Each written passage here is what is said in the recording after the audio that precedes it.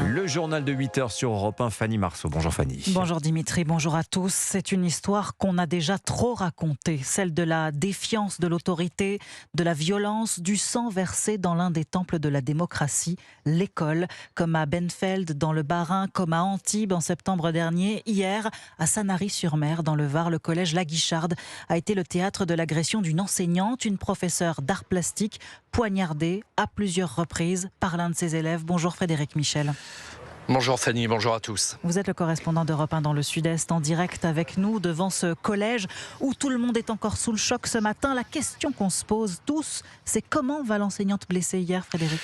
Écoutez, les dernières nouvelles ont été données par le ministre de l'Éducation hier soir. L'enseignante, après être sortie du bloc opératoire, se trouve dans un état stable, mais toujours préoccupant.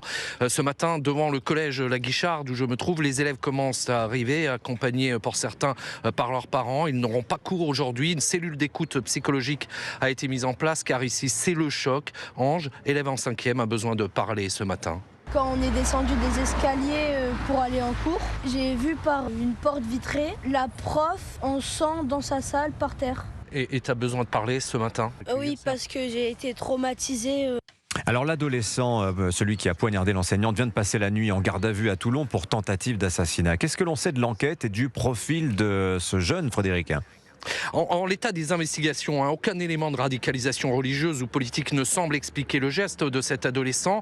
La professeure agressée aurait effectué des rapports de nature disciplinaire concernant son comportement, indiqué hier le procureur. Une enseignante me disait que c'était un élève perturbateur mais pas violent. Des camarades évoquent un garçon gentil. On sait qu'il vivait dans un contexte familial compliqué, qu'il était suivi pour sa protection par un juge des enfants. Le ministre de l'Éducation parle d'un acte isolé dans un établissement exemplaire, acte qui ne se justifie pas.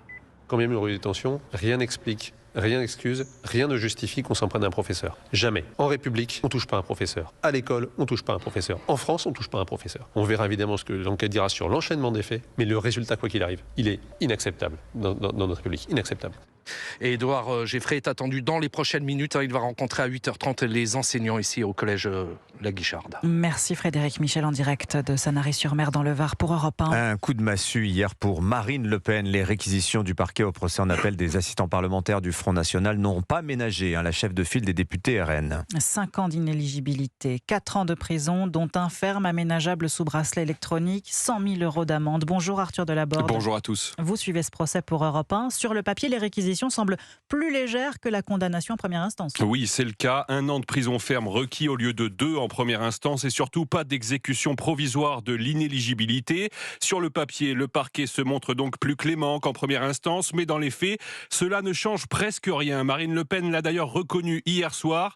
Si la Cour suivait ces réquisitions, je serais empêché, a-t-elle confié. Alors Arthur, quels sont les scénarios qui se dessinent désormais pour Marine Le Pen ? En réalité, il n'y a plus que 2 options sur la table. Soit la Cour d'appel rend une décision moins sévère que les réquisitions. Dans ce cas, la candidature en 2027 reste possible, mais à une condition, que les juges ramènent l'inéligibilité à 2 ans maximum. Soit les réquisitions sont suivies, voire alourdies par la Cour d'appel. Dans ce cas, Marine Le Pen jettera l'éponge et lancera Jordan Bardella dans la course à l'Élysée. Il y aurait bien dans cette configuration la possibilité d'un pourvoi en cassation, mais la patronne du RN a déjà prévenu qu'elle n'attendrait pas un tel recours pour prendre sa décision en raison de l'incertitude politique qu'il ferait peser sur la campagne de son parti.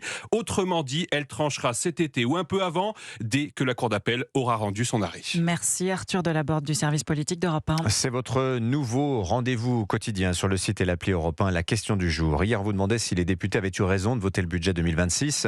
Vous avez été plus de 2500 à répondre, à 84% non.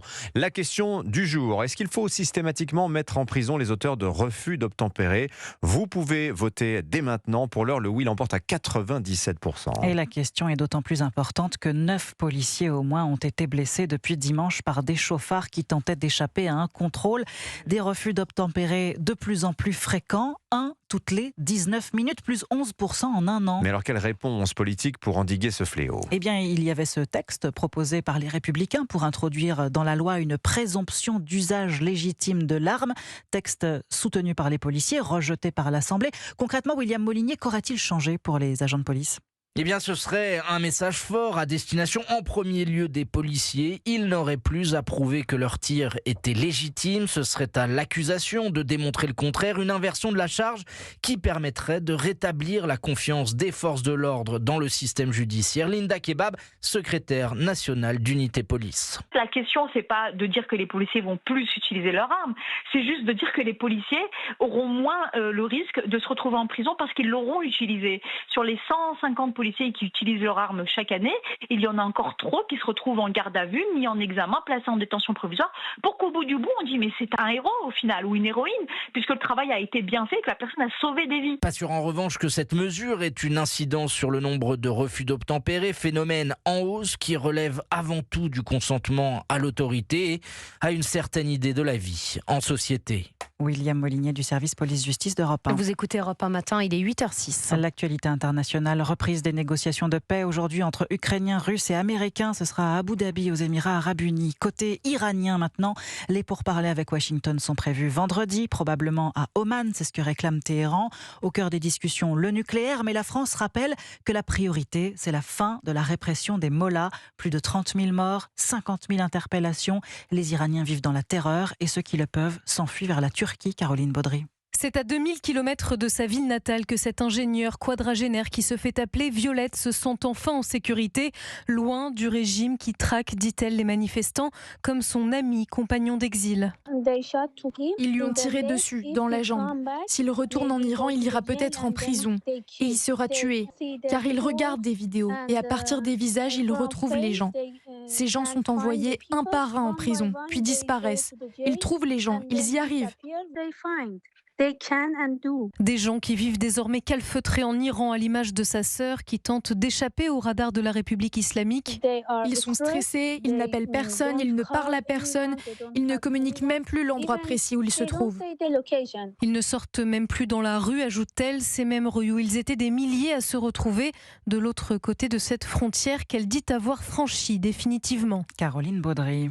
Le sport, le rugby, J-1 avant France-Irlande au Stade de France en ouverture du tournoi des 6 nations. Les Bleus sont favoris, qui plus est avec le grand retour d'Antoine Dupont. Il sera associé en charnière à Mathieu Jalibert, Cyril de la Morinerie. Oui, près de 11 mois après s'être gravement blessé au genou en Irlande, Antoine Dupont fera son grand retour avec le 15 de France, justement face à l'Irlande.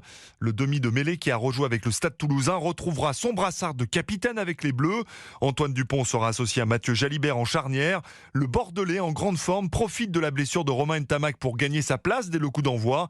Les deux joueurs n'ont été titulaires ensemble qu'à une reprise l'an dernier, mais le sélectionneur Fabien Galtier a évidemment grande confiance en eux. Ça fait 7 ans maintenant que Mathieu Jalibert fait partie des 3 ouvreurs qui jouent régulièrement pour l'équipe de France, donc il a une bonne expérience collective avec nous. Et le retour de notre capitaine, moi ce que j'attends c'est qu'ils continuent à faire comme ils ont fait avec nous, qu'ils apportent leur énergie, leur talent et leur joie d'être parmi nous. Au poste de pilier droit, Winnie Antonio, victime d'un accident cardiaque et contraint de mettre un terme à sa carrière, laisse sa place au Toulousain Dorian Aldeguerri. Après une tournée d'automne frustrante, marquée par une défaite face à l'Afrique du Sud, le 15 de France a l'ambition de conserver sa couronne européenne et même de décrocher le Grand Chelem. Première étape demain soir face à l'Irlande, une équipe très solide que les Bleus avaient largement battue l'an dernier à Dublin. Cyril de la Morinerie. Merci beaucoup Fanny Marceau, c'était votre journal.